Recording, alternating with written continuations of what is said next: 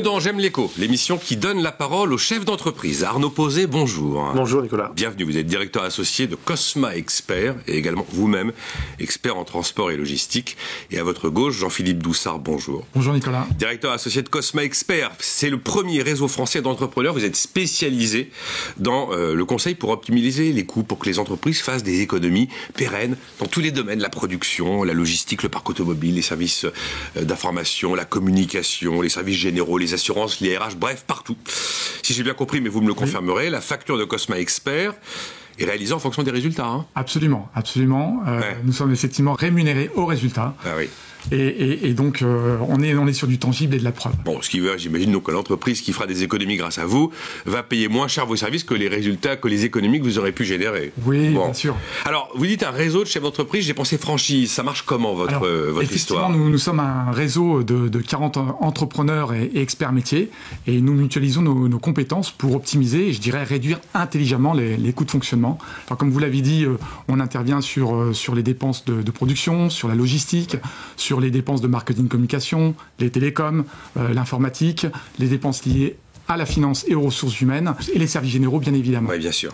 On est bien d'accord, quand on dit groupe d'entrepreneurs, vous n'êtes pas des sauveurs de l'économie, c'est à but lucratif, c'est une entreprise. Oui, c'est une d'accord. Absolument, absolument. Okay. Le but aussi est d'améliorer la qualité des prestations, à la fois aussi des process en interne chez nos clients et chez les fournisseurs, mais aussi et surtout la qualité des prestations. Alors, vous parlez d'économies, on est ravis, tout le monde veut en faire, mais des économies responsables. Alors que c'est quoi une économie responsable ? Alors une économie responsable, en fait, c'est essayer d'inscrire durablement les solutions qu'on va apporter à nos clients. Enfin, responsable, il y a l'idée qu'il y a irresponsable de l'autre côté, ou en tout cas cruel. En tout cas, on est sur des sujets où on va travailler vraiment sur la catégorie, sur comment l'optimiser à partir de l'écoute qu'on va faire en fait de nos clients, des solutions qu'on va pouvoir leur proposer et surtout l'accompagnement qu'on va y mettre. Donc, en fonction des catégories, on va avoir effectivement des attentions plus particulières sur certaines thématiques. D'accord, mais enfin, donc responsable, ça veut dire que vous n'êtes pas là pour faire du cost killer et après systématiquement dire vous supprimez 15 têtes et ça ira mieux, quoi. C'est absolument pas notre métier, effectivement. Vous l'avez jamais fait ça dans les économies ? Non, jamais. Ah, jamais. Notre engagement, c'est vraiment d'améliorer la qualité des prestations et on s'évertue à le faire.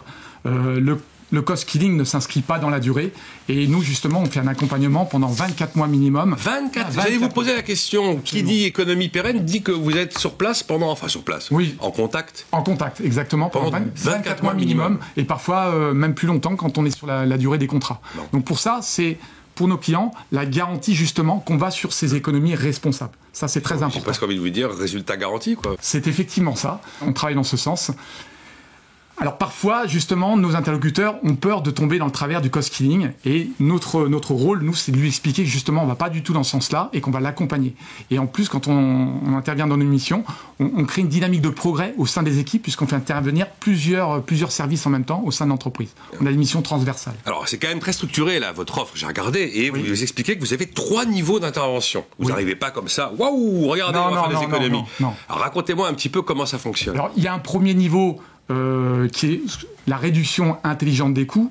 Vous prenez par exemple un marteau, vous l'achetez 10 € et vous l'achetez 8 € ou 5 €, vous réduisez les coûts. Oui. Mais donc sur les achats par exemple. Sur les achats. Bon, mais achetez moins cher. Donc les acheteurs sont habitués et rodés à ce genre de fonctionnement, mais c'est pas suffisant puisque si votre marteau est moins ergonomique et vous perdez 3 fois plus de temps pour taper un clou, et bien là au niveau coût caché et coût complet, vous y perdez. Donc nous on va intégrer ces paramètres-là pour raisonner justement coût complet et coût caché pour être sûr d'obtenir des économies responsables dont vous parliez tout à l'heure. C'est vraiment ce sens-là. C'est le premier niveau d'intervention, les fameux surcoûts. Alors, c'est quoi un surcoût ? Un surcoût, en fait, notre métier, c'est d'aider le client à s'assurer qu'il a le bon produit, le bon service par rapport à son besoin. Et je dirais, notre première mission, c'est peut-être de l'aider à redéfinir son besoin. La crise qu'on a connue ces derniers mois... Dis-moi de quoi tu as besoin, je te dirai ce qu'il te faut et ce que tu peux économiser. Et comment le trouver. Et comment surtout ensuite l'accompagner pour mettre en œuvre. On est un peu dans l'accompagnement au changement. On travaille avec les équipes du client et c'est ce qui va faire qu'on est en partenariat dans nos missions sur cette durée. Et effectivement, cette notion de pérennité est là aussi pour inscrire cette notion de transmission qu'on va apporter à nos clients. Cette écoute d'abord dont parle Arnaud, elle est extrêmement importante parce que c'est cette écoute tout à fait fine et active qui va nous permettre d'apporter les solutions adaptées à chaque cas et à chaque client. C'est du sur-mesure. Vous êtes des psychologues de l'économie. Alors, effectivement, vous parlez de... Non, mais on peut le dire comme ça, parce que c'est vrai qu'on parle d'argent, mais finalement, notre métier, c'est de l'humain.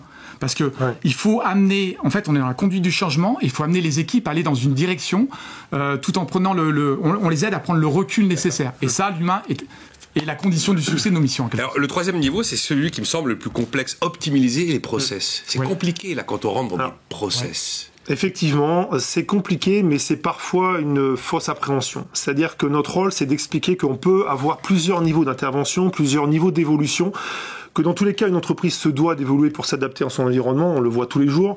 On est là pour leur donner, en fait, peut-être une vision à 2-3 ans, mais leur dire par quelles étapes il faut passer. Notre connaissance du marché, de l'analytique de la dépense va faire qu'on va savoir leur donner les leviers et les accompagner dans les étapes. Il est arrivé que vous ne trouviez pas de poste d'économie, que vous ne facturiez pas? Oui, ça peut arriver. C'est rare, mais on sait effectivement que 4 fois sur 5, on génère des économies et la mission est un succès. Et 20% en moyenne quand même. 20%. C'est quand même pas négligeable. Ça va de 100 000 euros à 5 millions d'euros en fonction des tailles d'entreprise par an. C'est très variable aussi d'un poste à l'autre. Si on est sur l'énergie ou l'intérim, on va plutôt être à 4-5%, mais si on est sur les télécommunications, on va plutôt être à 35%. Et ce qui est intéressant, c'est que on se rend compte, au travers de l'expérience que nous avons, 7 ans pour Arnaud, 12 ans pour moi, c'est qu'en fait les potentialités d'économie sont largement sous-estimées par les entreprises. J'espère que vous appliquez vos propres recettes à vos business, à vous quand même. On s'efforce de le faire. C'est vrai qu'on dit souvent que les coordonnées sont les plus mal faites. Oui, c'est l'histoire du coordonnées. Mais on y travaille. Non, on y travaille. On partage nos expériences. Tout à fait. Alors, est-ce que Covid a généré de nouvelles économies? Covid, c'est spécial. J'en ai aucune idée en vous posant la question. Alors, le Covid a amené nos clients à se poser des questions sur leur modèle, particulièrement sur les sujets, bien évidemment, de logistique, de distribution. Il y a eu des vraies révolutions. Donc, ces changements quand même assez violents ont fait peur peut-être à un moment donné. Et aujourd'hui, on se rend compte que notre valeur ajoutée dans l'accompagnement de ce changement est une vraie solution pour nos clients. Donc oui, ça a changé des choses. Ça a été très difficile pour certains de nos clients. Ça a été des opportunités pour d'autres. Mais dans les deux cas, c'est un changement. Donc on est là aussi pour ça.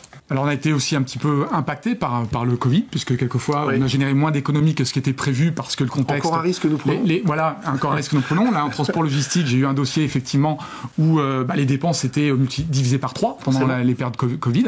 Et donc forcément, les économies en valeur absolue, même si en valeur relative sont restées constantes, elles ont été diminuées. Mais on a assumé ce risque complètement. Et là, on repart dans une nouvelle dynamique et depuis 4-5 semaines, on sent l'appétence des clients et des nouvelles missions qui sont reparties à la signature parce que les gens, le contexte est beaucoup mieux stabilisé, même si... Il y a encore des incertitudes, mais cette stabilité redonne de la projection de la visibilité pour nos clients. C'est aussi une émission avec nous. Ce qui me frappe, c'est que quand je vous écoute et quand je vois les résultats, 20% en moyenne d'économie par an, vous semblez déplorer le fait que les chefs d'entreprise n'ont pas vraiment conscience qu'il y a un levier extraordinaire avec ça, qu'ils ne vous connaissent pas en fait. Non. Vous êtes des évangélisateurs avec le bâton de pèlerin, quoi. Tout à fait. Notre travail consiste plus à évangéliser le marché qu'à faire de la vente en tant que tel. C'est si compliqué C'est culturel. Quoi? On aime dépenser, nous? C'est le fait de l'accompagnement, c'est-à-dire qu'effectivement, il y a besoin de rassurer sur le fait qu'on va travailler avec les équipes et qu'on va pas travailler d'un autre côté, et mettre en place une solution et ensuite laisser nos clients s'en débrouiller. Vous êtes là pour que ça se sache, pour que... Exactement. Arrêtez de dépenser 20% de trop, voilà, c'est quand même insupportable. Contactez-les. Il y a un site, j'imagine. Oui. Ah oui, bien sûr. www.cosmaexpert.com. Bon, je termine juste avec la RSE. Vous parlez d'une sensibilité forte à la RSE. Alors, comment vous la traduisez dans votre réseau d'entrepreneurs dédié aux économies de coûts? La RSE, effectivement, quand on démarre une mission avec un de nos clients, on va lui demander s'il a des contraintes RSE ou dans lesquelles on doit évoluer pour le choix pour le choix des prestataires. Donc ça, on va l'intégrer dès le départ de la mission. D'accord. C'est par rapport au client où vous allez intégrer Exactement. Il n'y a pas un client qui vous dit qu'il n'a pas une contrainte RSE, tout le monde l'a aujourd'hui. C'est plus ou moins mûr selon les entreprises. Sur le secteur d'activité, ça dépend de la taille aussi. Catégories. Et ça dépend de la taille des entreprises. Un expert transport et logistique, il ne va pas me dire qu'il n'est pas devant des problématiques de RSE régulièrement quand même. C'est une catégorie où on est bien dans le sujet, je vous l'accorde. Après, avec un client, on a décidé récemment en fait, de redistribuer une petite partie conjointement des honoraires à la politique RSE de l'entreprise. Ou alors ça peut être fait aussi à une association. Mais ça, c'est vos honoraires conjointement. Vous avez fait un prix, quoi. Mais au moins utile pour la planète et le développement. Et là, on concilie, si vous voulez, RSE et en même temps économie. Bon, arrêtez de dépenser 20% de trop. Ça a assez duré. Merci Arnaud Posé, donc, et merci Jean-Philippe Doussard pour Cosma Expert. Merci.